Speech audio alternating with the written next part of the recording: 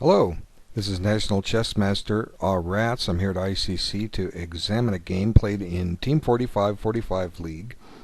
This is in Team Event 56 in the third round of the playoffs, Week 10, and it's between ricnic and houseofcook. And this game was elected as Game of the Week by FIDE Master Nfork, and as usual, he has supplied some notes, and I haven't looked at them yet. I will bring them up when I'm done, and we'll see what the two of us see. You get two coaches for the price of none. Okay. Pretty straightforward, equal game. This is one of those games that just goes on and on and on, and there's always pretty close to an equal balance in it, but one side's going to win, and we'll find out why, and look at some possible other alternatives. Now this is kind of interesting. Didn't expect to see this move. Normally you'd think that white would drop the bishop back to g3. It's kind of thematic. The point being, if black trades, white gets a half-open h-file in which to operate on. But it didn't happen, so let's go on. Okay, and also it's not a bad trade for white. He's getting rid of his weaker bishop. And I say that because the color of the squares these pawns are on.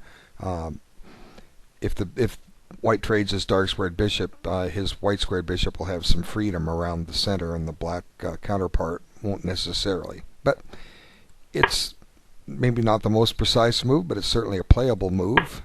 And now I'm always against this kind of move in the opening, kicking the bishop. You know, you're creating a weakness in your king position when you do this.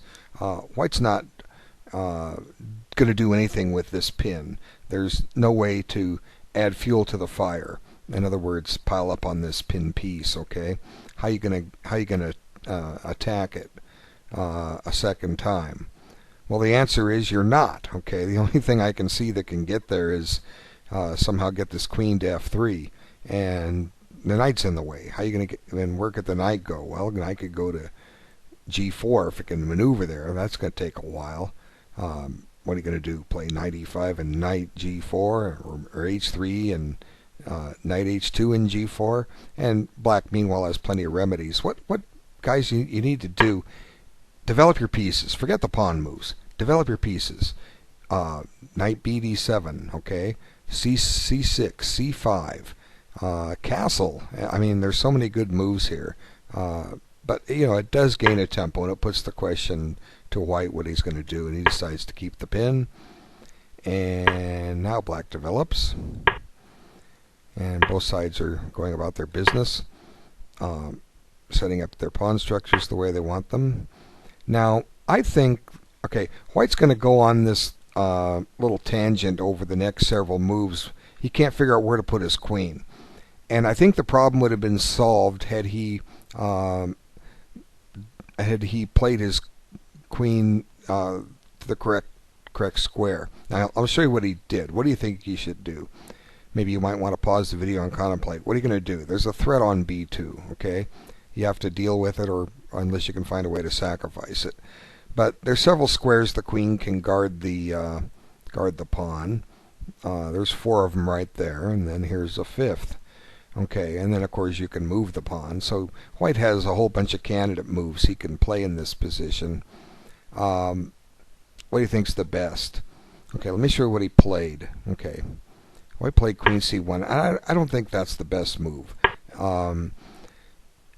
There's two decent moves here, I think. Okay, queen d2. It block gets in the way of developing the knight, so you don't necessarily want to play that. Queen e2's could be okay, but then your knight can't necessarily come to d2 because you're not covering b2.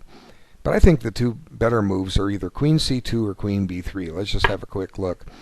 Okay, it's true that black can play c4, and he's going to do it eventually, and the bishop has to come back this way. So I think white didn't want to go to c2 because he wanted to preserve c2 for his bishop.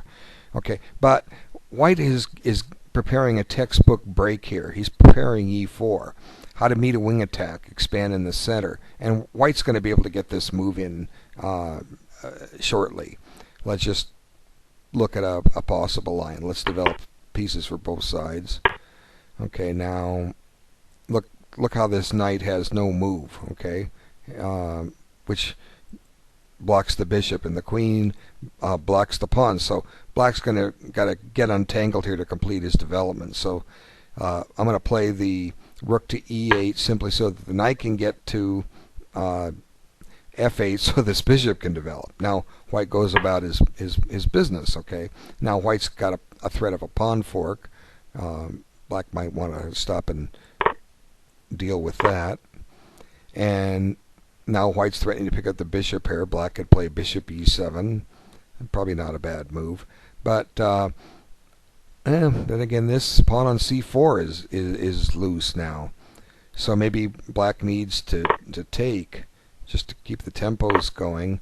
And now this is, well, you're giving up this pawn. Maybe it's too early to do this break. Okay, let's... but the break's going to come. My point is the break's going to come at some point. And, you know, if white has to stop and spend a tempo with rook b... Whoops, let's back up a move. If white has to stop and cover here first, well, fine. Okay, now he's still going to do it. He's still going to get e4 in. And... like I say, there's a threat to play e5 here. There's several ways black can deal with that. One, of course, is to take this pawn. But then again, we have this problem. This pawn is loose. Black's going to have to cover that. And white's threatening to win a pawn on f6. Okay, so now mission's accomplished. Okay, so black needs to cover the pawn. Fine. Okay, white's accomplished a lot here. His rooks are connected. White can, well, yeah, you can castle here. White can just castle here. And notice how white's development is pretty much complete. The rooks are connected. The queen's centralized. There's a little pressure on c4.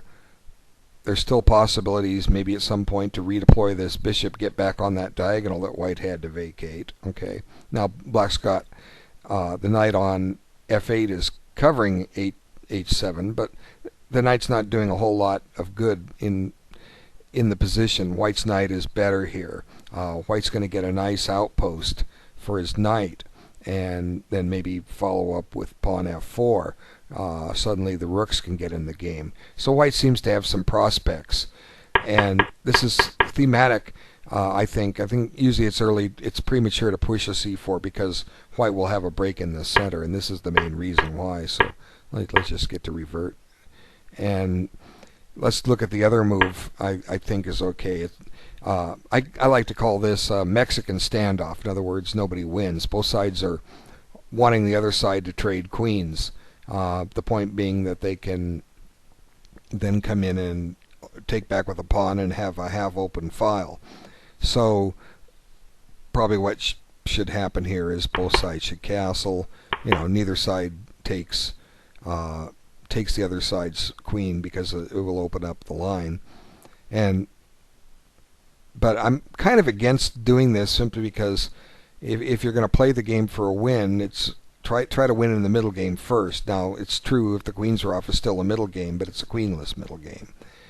But queen b3, if you favor going into endings rather than have the queens on the board, it's a good method to do this. You'll end up exchanging queens if that's what you want, more likely than not. Okay, anyway, he played queen c1, and as I was saying, this queen never really finds a good place, and we'll see as it goes on. Okay, so black retreats his queen. He might have done that if white had played queen b3. Who knows? But white's doing the right thing. He's getting developed. And as I said, there comes the break anyway. And now bishop c2. And he's kept it on the diagonal. He might have considered putting it on b1, but then this rook shut in. Well, you know. So the c2 square is okay. But white should be thinking about getting e4 in. And a3 is just passive. Okay. There's no need to play a3 here. none whatsoever. If just let's let black take his time, okay? Let him expand on the queen side. Get your pieces developed, okay? And now, like I was saying, I don't think the queen was well posted on C1. It's just in the way. It's keeping the rooks from getting connected, and the queen can't even get off the back rank. So that's why queen C2 would have been a better move. Okay, but anyway, A3 is playable, but black's not really demonstrating anything. White just wants to restrain black from playing B4. Well, okay, fine. Now white realizes his queen's misplaced, so he starts trying to find a new square for it. So queen E2 seems to be in the offing, the point being trying to get E4 in. Okay, but now black stops that cold and says, no, you're not going in, you're not going to push that. And now the queen runs over to B1. The threat is to win a pawn, and black deals with that niftily and just says, I'm going to anchor that knight in. Okay, so as you can see, the white queen has just been a busy little girl and still hasn't figured out exactly where she belongs. Okay, so now here white decides, well, that's a nuisance knight. I want to get rid of it. I'm willing to let him exchange on G3 with his knight if it gets rid of it. The other alternative, and it's certainly not forced, is to move this knight and kick the knight out with F3, but then H2 could be weak, and with black having this battery. So white's idea is he's trying to find ways to slowly get rid of these good pieces that black has. Those are black's two best minor pieces. His other pieces aren't doing him a whole lot. Oh, this one could come here to F6. And here we are at move 15, and neither side is castled. What's stopping that? I don't know. Why aren't they castling? You need to castle early. Time, white spent 5 minutes plus his increment. Black spent 10 minutes, 11 minutes plus his increment. So they're moving on a reasonable pace, but still a little quick. And now this move seems to indicate black saying, I'm just going to grab space here. And it looks like black does have more turf. It does look like a reasonable move, because white hasn't been ambitious about anything. White's basically playing on the third rank. His opening move was D4, and that's the only chess man that he has beyond the third rank. So, black's got at least equality. But here white does what I was suggesting earlier, get rid of the dark squared bishops. Now white does have the better bishop, although it's not clear how he's going to use it in this position. Okay, so now he looks for some more exchanges. And it seems to me like at this point black's got the better position, simply because white's all jumbled up over here. Okay, look at these pieces. They have virtually no scope, no influence whatsoever at all on this position. And white still isn't castled. This rook's out of play. Black's got some tailor-made ways to try to open up the game with like E5. I mean, E5 looks like a tremendous move right here, just on positional considerations. Okay, what's white going to do? If white takes, okay, there's this hole on D4, but white can't get a knight there very easily. Maybe with a little maneuvering. Let's see. How does white get a knight there? It's got to get there by way of E2. So the knight goes to F1 to G3 to E2, and finally it rests on D4. Well, black's got something to say in the meantime. Okay, he's got quite a few moves, and this first one looks good. I mean, check, just do it. And white's suddenly in a little bit of dilemma. Either he has to put his king on a very bad square. Now F2 is in serious trouble. Looks like black's winning with queen F6, right? How are you going to guard F2? The answer is you're not. Okay, queen can't come to e1 because the knight's on it. So that leaves white the unenviable task of surrendering his bishop, which really wasn't doing him much good. But now black's got this monster pass pawn. And notice the e2 square is now taken away from white. And there's possibilities of maybe making up another pawn sacrifice to activate this bishop. Although black could even take this way and be doing okay. Because taking with the e-pawn opens up f3. Let's see. Maybe what... Now white's trying to play knight f3 and knight d4. If he gets the knight in d4, he's got a chance to hold on here. But again, f2 is weak and white's king side is weak, and these guys still aren't developed. Black can play moves like g4, keep him out. I mean, my goodness, black's just crushing. So e4 or e5 rather was a great move, but he didn't play it. He played g4, and you know, let's see how much time he took on it. He spent 3 minutes plus the increment. But e5 was begging to be played. But this isn't bad. But white wasn't getting to f3 anyway, and let him play f3 on his own. And if white castles kingside, you got a tailor-made kingside attack, possibly. Okay, anyway, g3. Now there's this hole on f3. And f2 is a permanent backward pawn on the open file. So once again, this move is screaming to be played. I mean, this just does great for black. I mean, okay, white doesn't have to take. I did illustrate white capturing on that square. What else is white going to do? You know, his pieces have no mobility. You want a castle for white, just for instance? Okay, let's see what black can do. Okay, so now, which way to take?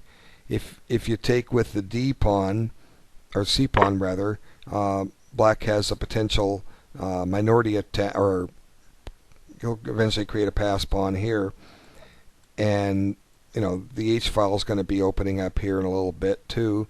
Black's king is safe. He can castle queenside to connect the rooks, or do as he did, king e7 and connect the rooks. But black has just so many good chances here. This knight wants to head for f3. It'll get there way, but let's back up. How do you get there? By way of g5.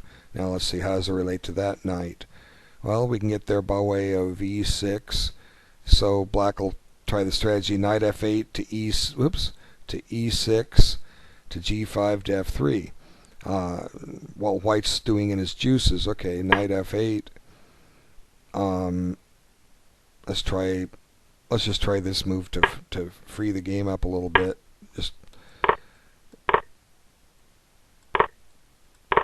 And we got to do anything we can to gain some time here. Now the queen comes into the 7th rank, but it's not really threatening anything. Okay, so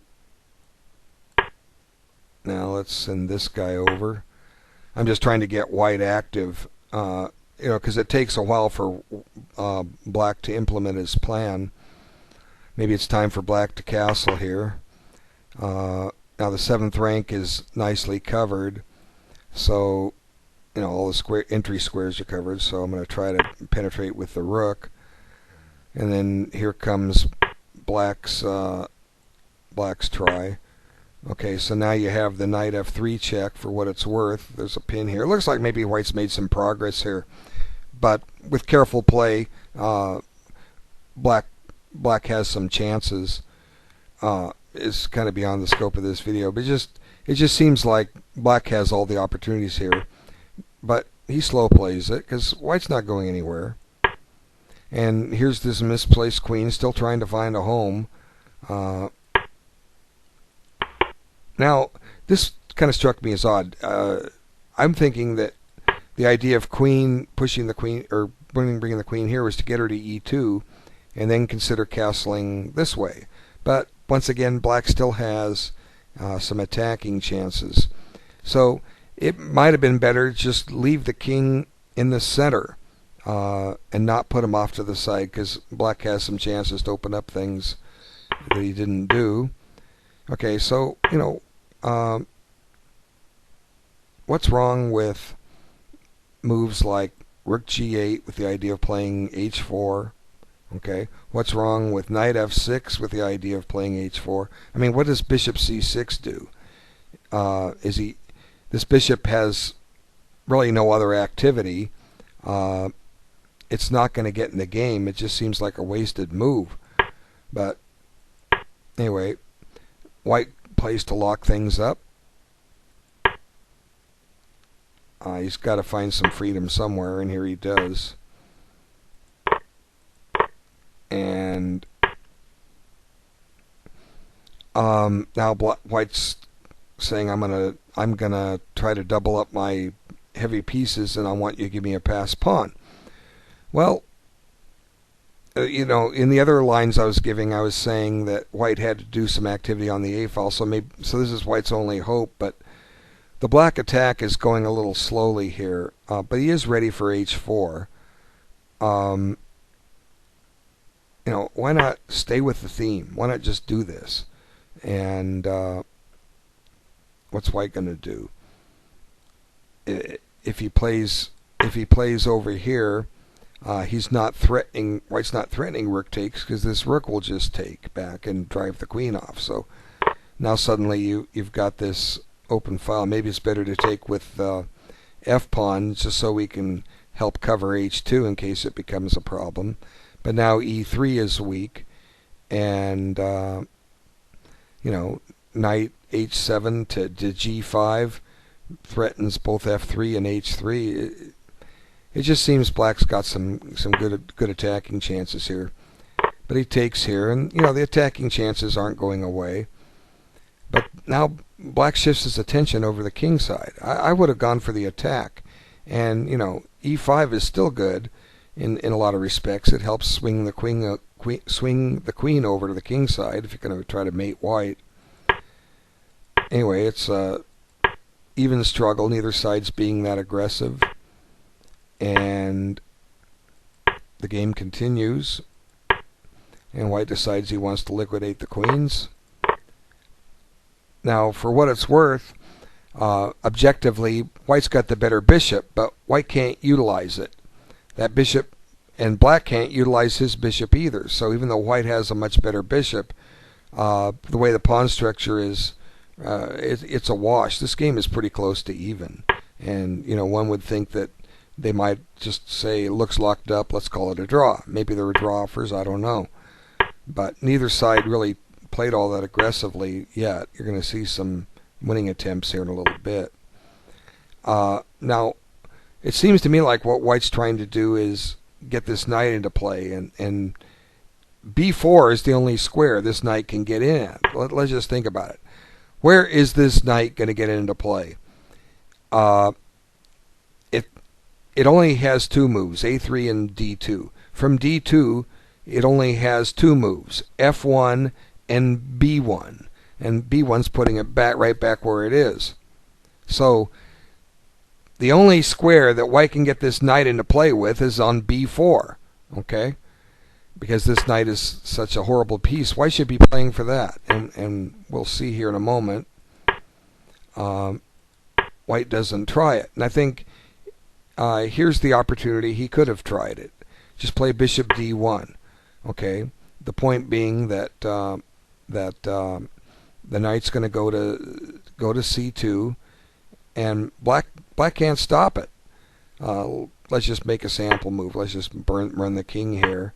I'm going to put the king on d6. That way it can run to either side of the board. Okay, but now this bishop's under attack. And c6 is weak in this position. Now does white want to push again? Well, maybe I've allowed this just by the way I've done it, but suddenly this knight got in play, and white's got some activity. Now his bishop's still not doing him much good, but here at least white's got an active game. It's not clear exactly how white can win this, but maybe there's a way. With this bishop so out of play, he's going to have to go for him, create a weakness on g4 as he will in the game. But this looks fine for white. How's black going to get rid of this a pawn? And the answer is he isn't. It's going to be sitting there as a thorn in his side. So white misplays it. He doesn't go to activate his knight. Instead, he goes on this plan to make a weakness on the king side, which you'll see here in a little bit. Now suddenly white's missing his opportunity to activate the knight because of latent threats on c6. Now black, or the knight going to c6 and attacking a5. Now black stopping white from getting knight b4 in. And now the knight returns to a square we've already said it had no future on. Okay? Because there it can go to d2, then where's it go? Right? I discussed this already. But white decides he wants to create a weakness on g4, and here it comes. But that doesn't mean black has to cooperate. But there's the weakness on g4. Now how do you attack it again? Well, you got to get a knight over there. How are you going to get a knight over there? Oh, look, h2 is opened up. So suddenly this knight has some scope. Okay, so white finds a new plan. And there it goes. Okay, but black decides he's going to get some counterplay on the queen side. You're going to pile up and win my pawn? Well, I'm going to have a pass pawn. And I think the black pass pawn is more imposing than the white pass pawn for several reasons. Number one, it's more advanced. Number two, it's supported. And by another pawn, so white's kind of tied up. And this bishop is pretty much a useless piece anyway. It's fine to blockade the pawn with that piece because it's not going to be utilized in too many other ways. But this rook's valuable for white, and it's now tied up guarding a pawn, and this pawn is loose on a5. Okay, so black covers e6, and there goes the pawn. So now regaining the material equality, but white has a pass pawn on g4, but he's not going to be able to utilize it. Black has a pass pawn on b3, and he's going to try to utilize it. So I think this move is more played to give the king some maneuvering room, or maybe even this knight to f1 to g3 to h5, anything. White's just been suffocated the whole game. Here we go, king's up, advanced, and now white drives the king out. Now this I think is a mistake. Okay, and black should have lost after this, is at least the way the game went. What's black going to do here? Just bring the king back to a safe square, king h6. But suddenly this knight sprang to life. That was the price of getting this pawn.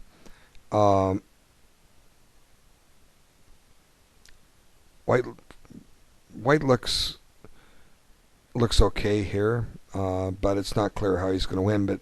But that's a very active knight. But I think giving up the material like this was just plain wrong, because black doesn't have enough compensation here on the queen side. This bishop is still a horrible piece, and this knight, it's not clear how it's going to help. And black concocts a plan, and here it comes, and black is spending his time. Let's see, look at this. He spends about 3 minutes on that move, counting the increment. Black's been taking his time sorting things out, but here's white basically living off of his increment.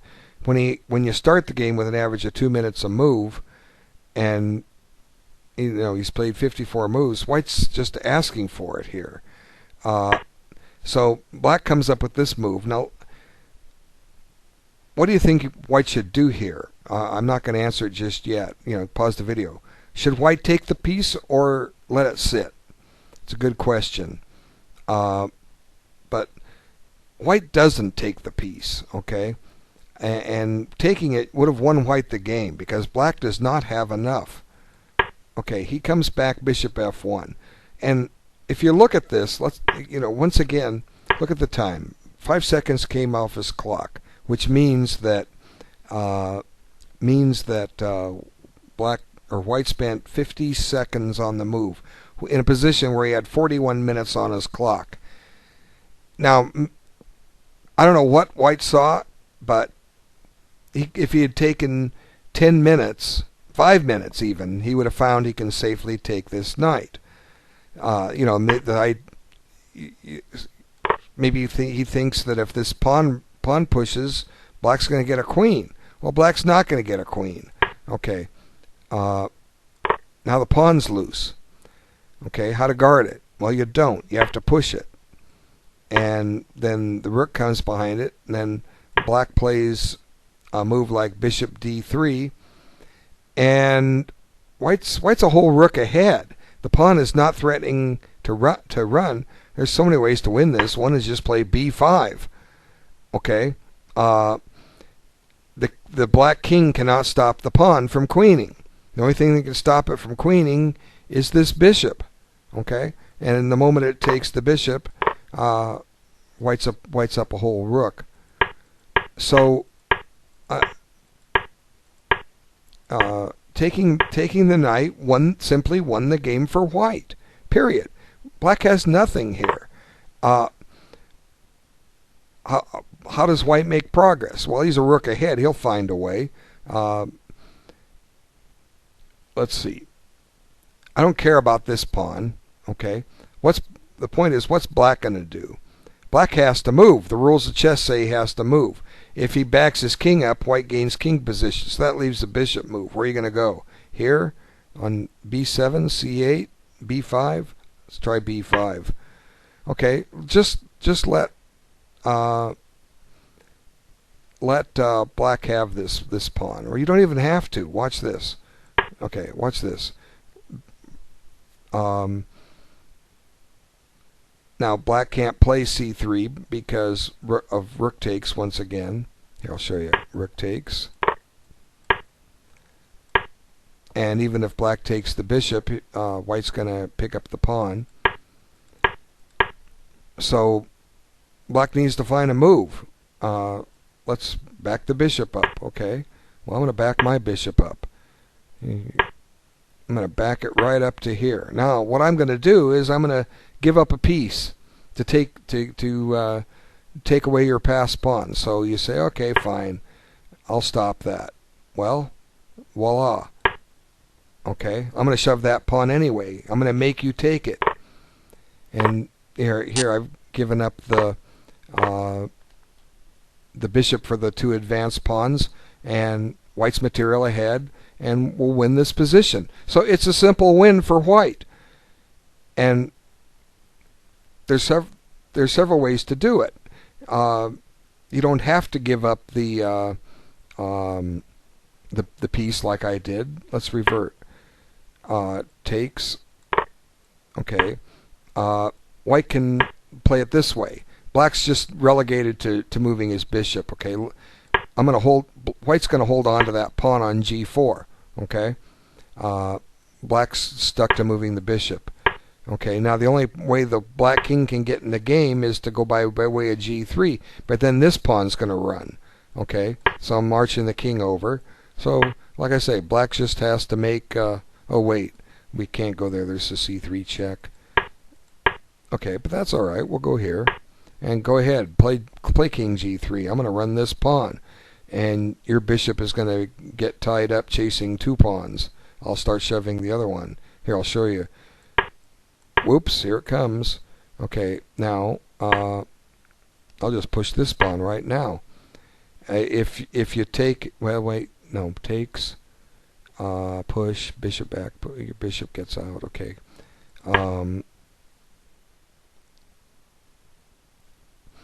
But this is just winning for white. Okay, come up after this critter. Let's see. But the whole maybe black can win the pawn back. The point is I want to shove my king over to c3. Okay, and once the king's on c3, the pawns are locked up. The white rook is free to activate, and this pawn's going to prove decisive. White's going to be able to force way to advance it. But anyway, White spent 50 seconds and blundered, and suddenly Black realizes he better save the knight, and finally comes the e5 break. And again, I think the game's close to even. White missed his winning chances. Now Black's piling up, going to win that pawn on g4. There it goes. And now it's kind of interesting what happens. The white rook is now stalemated. It cannot move. And we've reached a king and pawn ending. And what's the secret here? The secret is to hold the opposition. Okay? White throws the game away right here. And let's look at his time on the clock. 43 minutes and 1 second. And boom. He plays his move. He gains 24 seconds, meaning he spent 21 seconds on the move. He spent 21 seconds and lost the game. He had 43 minutes to calculate this out, and he only needed 5 minutes. Okay, just watch what happens, and we'll see how to correct it. Suddenly, Black has the opposition. Okay, White must relinquish territory to the Black king. But suppose instead, if White saw that position and saw he had to give up space, suppose he just puts his king on f2. Okay, the moment Black plays king here, White gains the opposition, and that's the whole difference. Okay, that's the whole difference. And now suddenly the White, White's holding this. Black cannot get any entry points. Okay, it's just basically going to be a draw, and maybe White has some winning chances if he can get this rook out of the mess he's in.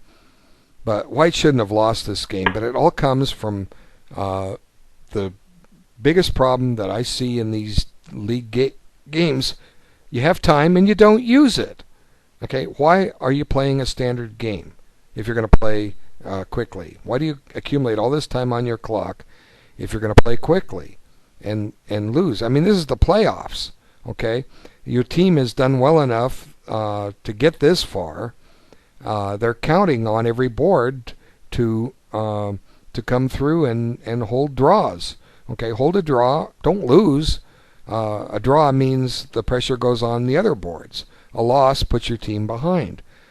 I don't know what it's going to take to get you guys to slow down. I mean, I've said if you watch my videos, you'll learn things. You'll learn opening traps that I've shared. You've seen how people have misplayed openings. All kinds of things. People are winning games because they look at my videos. They see the openings and that I show and how to play some of these, and they get the ideas. They come back and boom, they go and win a game as a result of watching these videos. And to me, like if you're given a test and the teacher writes the answers up on the board, you've got the answers right there in front of you, right? Well, the teacher's not going to do that, but he did cover them. If you wrote them down in your notes, you have a chance to study them and then remember them, right? All the information is here to save a game, and the information I'm saying is take your time. It's on these videos. Almost every video, I point out the time factor where somebody goes astray because they didn't take their time. What's it going to take? There's the President of the United States. He's got clout. You can say, hey, everybody, forget the economy, forget my health care. Do one thing. Take your time in your chess game. That's all I want to say. Then everybody would get the message, okay? You guys are playing in Team 45 League. You're losing games. Go watch our Rats videos and stop losing games. What's it going to take? Well, that's not going to happen, but it would do the trick. So somehow you guys got to spread the word. Watch these videos. The president ain't going to do it for us, so you're going to have to watch them yourself. So anyways, White just blunders the game away, and now he realizes he's in trouble, and oops, there goes, something's going to give here, and something's going to keep giving, because this is just like a king and pawn ending. You don't just lose one pawn, you lose the other one too. Like, watch, where are you going to go? Here? Now you have to give up the rook. The king, the white king is stalemated. You just reach a lost king and pawn ending. So white gave up this here, but you know, just transposes. He's going to lose his pawn on c3, and here it comes. Oh, we've all seen this before. Goodbye, pawn. Oops, and suddenly, oh no, black missed c2, driving the king out, but that's okay. Black knows he's winning, and white's just hoping for stalemate, but black's not going to cooperate. Boom! I'm in. Here comes the queen. How long does he play? No, white gave up. Okay, so it's a good game by houseofcook. The knight b4 was a little risky. I should have lost you the game, but overall you did fine.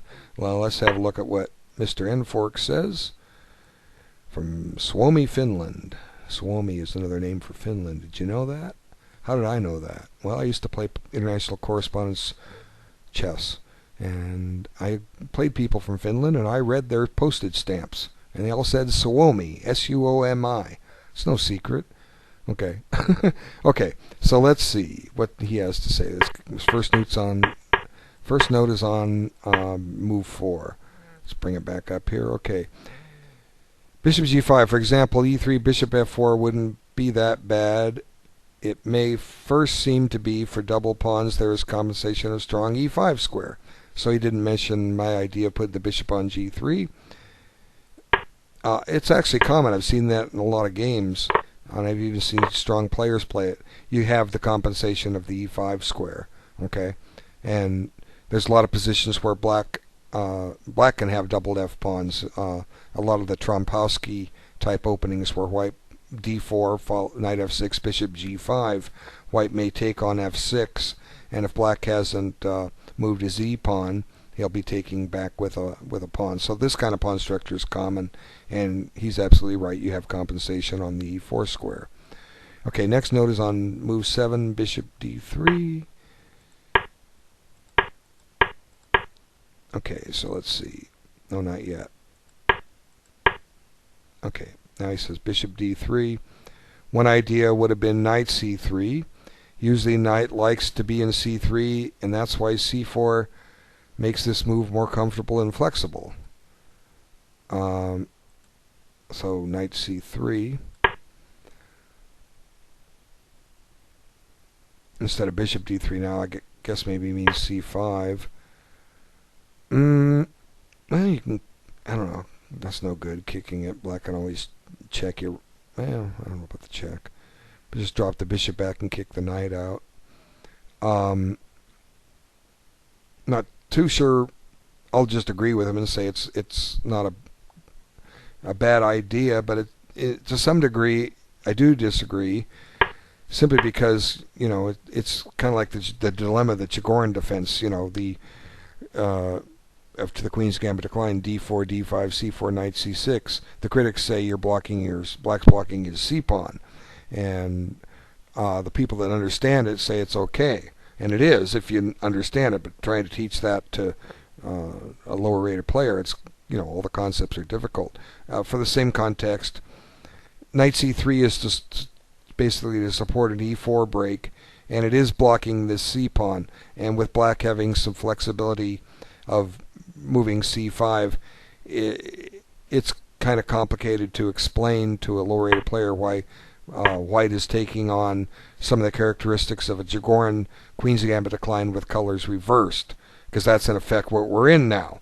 I understand it, but unless you really understand it, it's better to keep until you really understand chess and can get into to all the logical nuances of the Chigorin defense.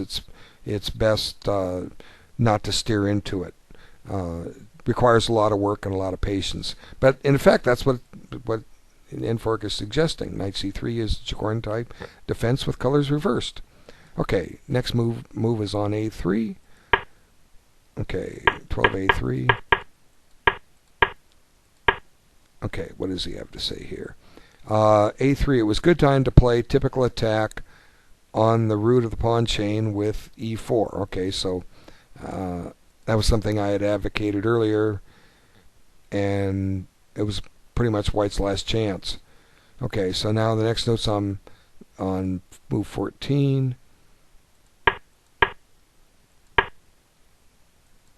Queen b1. After knight takes de, let's see, knight takes de, knight b2, I think that's what he said. Black c4 pawn is weak. Well, yes it is. How do we guard it? f5? Well, there's a check. Very interesting. Black seems to be stuck having to play this move. Missed this. Good job, N4. Okay, so let's see. After king f8, White's got some potential attacking chances against the king. Ideas of f3 are looming. Maybe put the queen on g6 and attack e6.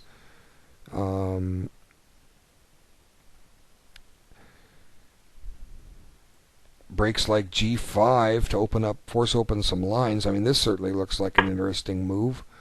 The point is, if White's threatening to win a pawn. If you take, you don't necessarily take with the queen. Well, wow. White has lost so many options here. Knight takes e4, bishop d1. Wow. g4. Amazing move. Black's in trouble here. So, does Black have to give up the pawn on e4? I can play here. Now, for what it's worth, Black has the bishop pair, but this certainly seems better than going into this line. A pawn down certainly seems better than what was taking place in the other position.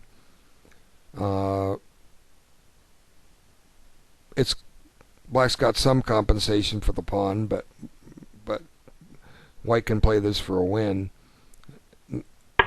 Good job, N4. I missed this idea. Okay. Okay. So now anyway, one more thing. He plays queen b1. Let's look at his time. Okay, here he is 44 minutes and 46 seconds. So he's used 14 seconds plus 13 times 45 seconds. He's living off the increment. How much time does he come up with queen b1? Well, he spent, his clock went down 2.5 minutes, so he spent over 3 minutes on it. Couldn't he have seen the continuation that N4 had? He had plenty of time to see it. My goodness. At least he took his time on that. So if his clock had just ticked down 10 seconds, we could have criticized him more. Anyway, back to the game. 18 g4. Let's see.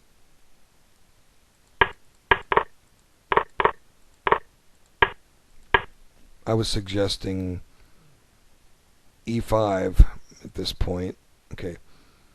g4. Black wants to intimidate White's pawn break with 19 f3 and open up the diagonal for his bishop. Okay, so he doesn't quite mention e5 yet, but at some point White may need to counter with that just to get some activity.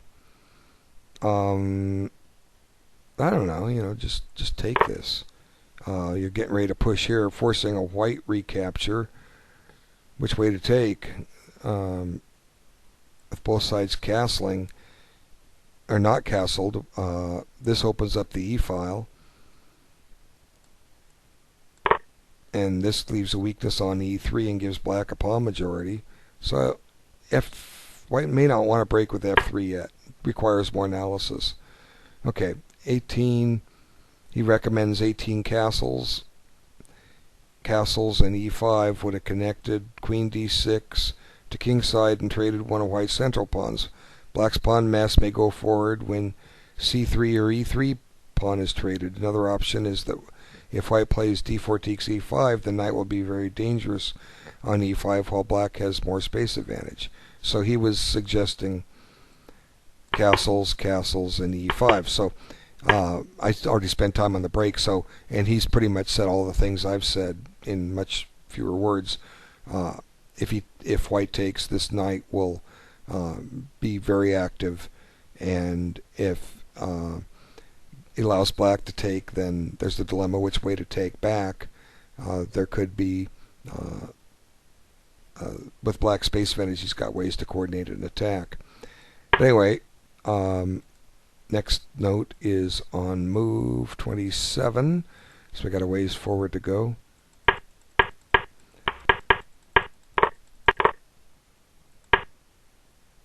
Okay, 27 ... Bishop b7. Black chooses defensive methods. Okay. Black has more space on both sides, and on the queen side the space could have been used with 27 b4 ideas. Black will have protected pass pawn on b3 or c4, and both are very good. Black gets more free hands to finish off the a5 pawn. Bishop c6 doesn't need to defend b5 pawn anymore, and it will be slightly easier for even knight f6 to join attack on the queen side. And is that all the notes? Yes, let's see. So he's, oops, what was he suggesting? Instead of bishop b7, did he suggest a move? Oh, yeah, he's suggesting b4. And I was still, I think, maybe he's talking about some ideas of trying to bust open the king position or get this knight into g5 so it has some ways to activate. But this is true. You know, what he's saying is true. You will give Black a protected pass pawn where White's pawn is not protected by another pawn. So next note is on 36. Let's get to the position. 36.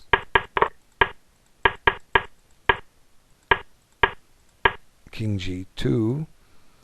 King g2, good moment to activate the king, or activate the knight with bishop d1 to continue knight c2 to b4. This would be more logical than to go for knight f4 because the battle is on queen side and White has a pass pawn there. So N4 and I are in agreement that this knight needed to get to b4. Now I say things in more words, but I try to be more thorough with my explanations. When the knight was sitting on b1, I said, look at its future. Where is it? And I traced out the moves, and I said if it goes to d2, it only has two squares. Back to b1, duh, we've been there, and then f1. And then f1 seemed to be a dead end, although later it got into play by way of h2. So that left knight going to a3. And once the knight was on a3, where was it headed? And it only logically concluded it could go to c2 and then finally b4. So, which is actually a good square. The knight on b4 is a great square for the knight. So sometimes, even if you don't know where to put your pieces, you can find them by process of elimination. That white knight was so constricted, it'll just, if you try to activate it, you'll find the right square, and the right square was b4.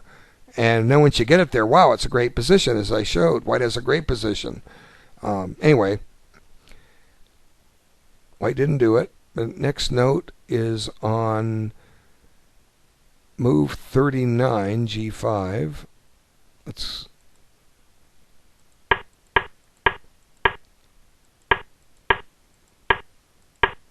or king g5, not pawn g5. Okay.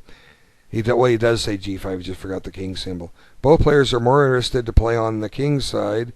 For Black, there isn't much to attain. b4 was a possibility with activating the pieces and using the passed pawn. Okay.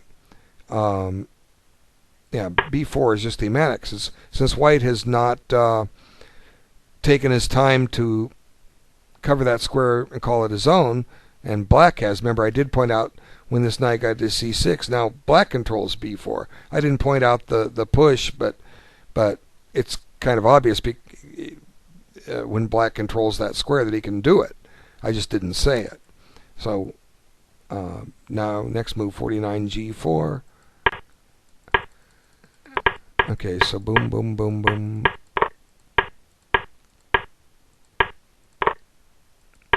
Okay, what's he have to say here? g4, white is not able to use his side pawns as efficient as black. The problem with g4 is that it blocks white of playing knight g4 e5, which is one of the rare routes this piece can advance. Okay, so I didn't point that out. Well, I did have the knight getting d5 in some lines. I was saying this move was to give the king a little freedom. But he's right. The knight should have gone to g4 so I can get to e5. Okay. Next note on bishop g2. 54, bishop g2. He didn't comment on what he thought of the sacrifice. Well, here he does. After previous quality is exchange, the European term. After previous exchange sack, the game turned quite even though it was easier for black to play due to the target of c3. Then I can attack the free pawn. Okay, so now he makes a comment here. The knight on b4 was free to take now with c takes b. Black can't push or move c4. So he's right. He said it in shorter words. I just explained and showed why white is winning. Because sometimes people they can't figure out how to win. Well, I don't know how to win. Well, I showed you. Okay, and essentially, all I did when I analyzed it was I said, what can black threaten? And the obvious move is if you take the pawn, he shoves a pawn. And then we found by just analyzing it and playing a couple moves ahead that it went nowhere. And white had that time on his clock to see it, but he didn't. Okay, all right. So let's see. Next note is on 59. Bishop f3. Now it gets easy for black. Black trades the good defensive piece, and the position actually turns into a pawn ending where white will be in Zugzwang. Okay. He's advocating keeping the piece. What's his next note?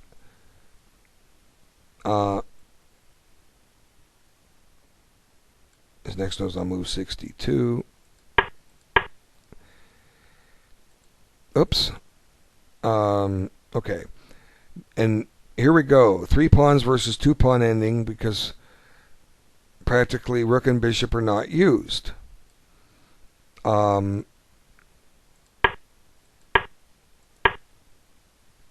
But he doesn't point out that this is the losing move. And the question is, I'm saying this move doesn't lose. Am I wrong? How does black improve his position? Well, let me just close out his comments and we'll talk to it. This game helped Team King, Pawn, and Rook to win under 1600 section playoffs. Well done, House of Cook and the team. Yes, I agree. Well done. Okay. The only question is, does King F2 draw? As N4 points out, these rook and bishop are not going to be used. So but at the same time, this pawn on B3 isn't going to be used. So it becomes a king and pawn ending. Let me get rid of these circles. Okay, so I'm saying King F2.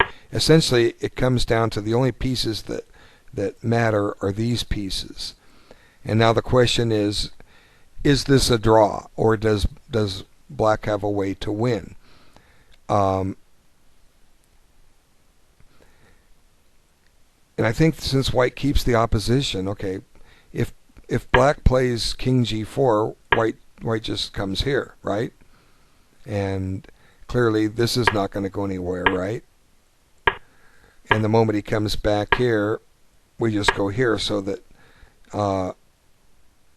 we use this moment to come here. Okay? So what else can black try? Well, he can try this move, but that runs into this defense, and we just repeat the position.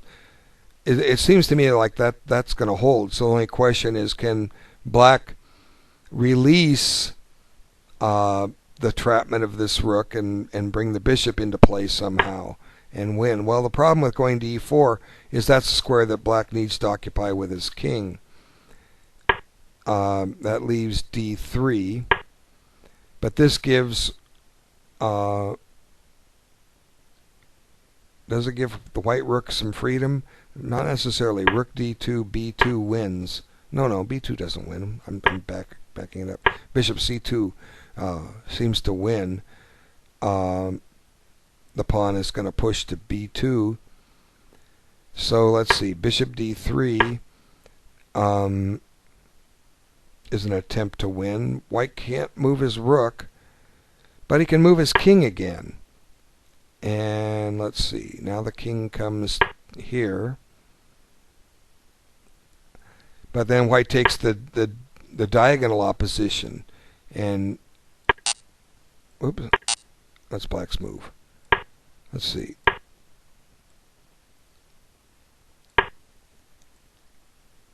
And that seems to draw. So this would be covered. Maybe there's something similar in rook versus minor piece endings by Averbach, but I think white holds a draw. But once again, you know, I showed why his clock. He didn't think. He didn't take his time and think. Anyway, it's always a fun making these, and I don't care if they go over an hour because there's plenty on there to learn. This is the 150th, I believe, Team4545 League video. Hard to believe there's that many of them out there. I don't know how many of you have watched. If you look at all of them, my goodness, you're going to learn so much about chess, playing this time control, openings, certain characteristics of players you're likely to play. I mean, these things are win-win. Okay, you're going to learn a lot about chess if you watch my videos. That's all I can say.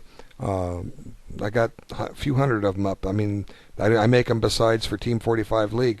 And I do thank those that take time. I know people are improving as a result of watching them.